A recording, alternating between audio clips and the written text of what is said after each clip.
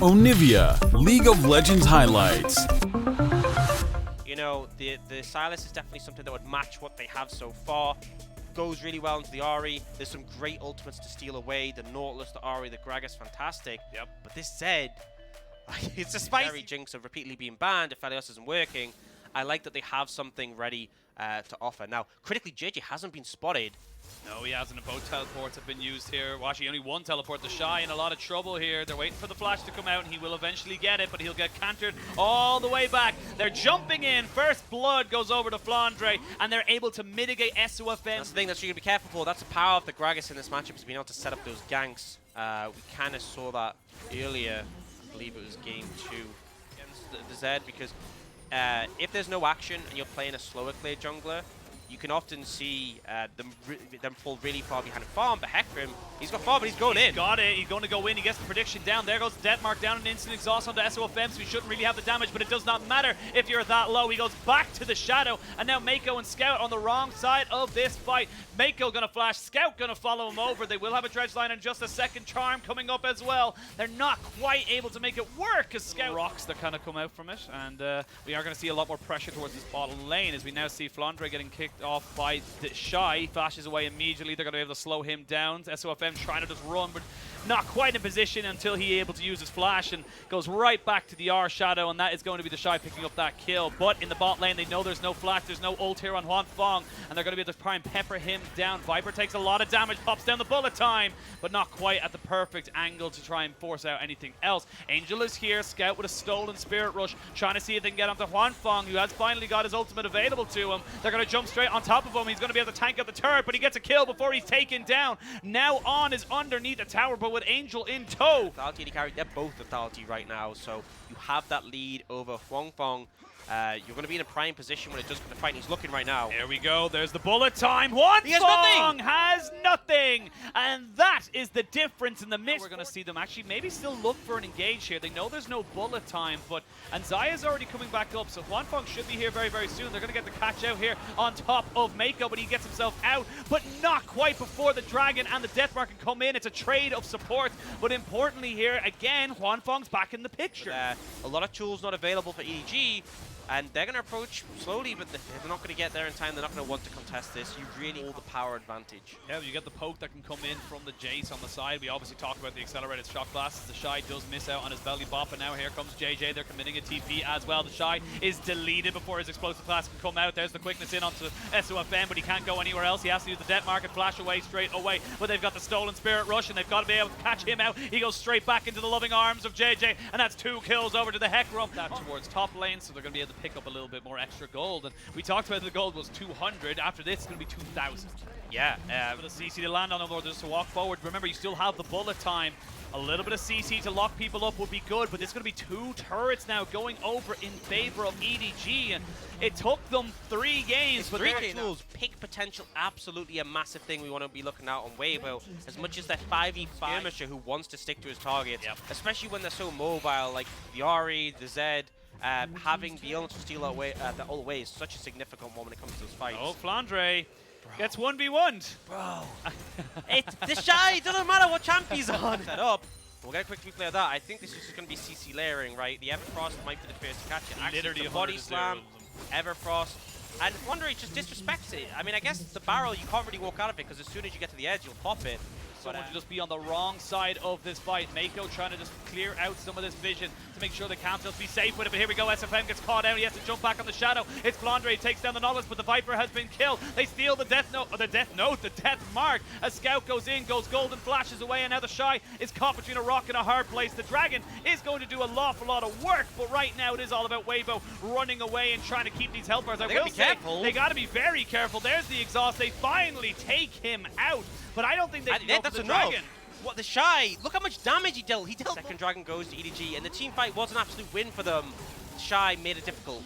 Made it very, very difficult. It was a little bit... They do so much damage. Like, you misstep for a millisecond, and you just get deleted. And that's why I feel like in terms of the support matchup, oh no. Oh, Flandre, but it might all be a bit of a bait as they go try back in, but Flandre's already dead, and Mako He thought he had an opportunity, and now Viper needs to flash away and try and maybe keep himself alive here, but I don't think he's got anywhere to go. EDG were doing so well, but they just bit off more they can chew. They're going to lose the Baron here almost certainly, but in the bot side, Scout is split pushing. Yeah, Scout does have TP. A 2v5 here would be insane, but we saw more insane things last game. I mean, we did. It depends on what Ultimate's able to take. I think they just have to give this one up. I don't think there's much places they can go. It will take a while for Weibo to take this down. They don't have the fastest Baron in the world, but it is still going to be a Baron to Weibo. And this is what Weibo's comp could do so well. Those picks, right? Especially when you're playing a Jace, you are vulnerable. And Flandre... Get him back. Ooh, good poke there back on the Huanfeng. But while this is all happening, yes, you're getting a tier 1. Tier 2 on the top side, though, is being split push by Scout. And this is still a good move. On a pin down, so he goes in the solo lane, applies that pressure. Do you see EDG trying to mitigate the pressure here? Massive TP flank coming in. There's going to be another one. Flandre has to flash away. His Angel uses the charm. JJ does spot out SOFM, so they know this one's going down. The biggest flank in the history of flanks. If he gets caught out by one ward, it's all for naught. But I don't think he's going to be. They're going to jump in. They find Angel as Scout steps forward once again on being peppered down there. He gets himself a stolen death mark as they get traded off, but it is going to be better than yours. And they can finally start putting down the damage on the Huanfeng, who goes in up into his ultimate to try and keep himself alive. And the Shy's been trading this one back. It's still pretty good for the side of Weibo, but EDG get 4 for 2. EDG, they shut down the Baron. They win out the trades. The Shy does everything he can to try and mitigate it. But it just isn't enough. Once again, killing out Flandre.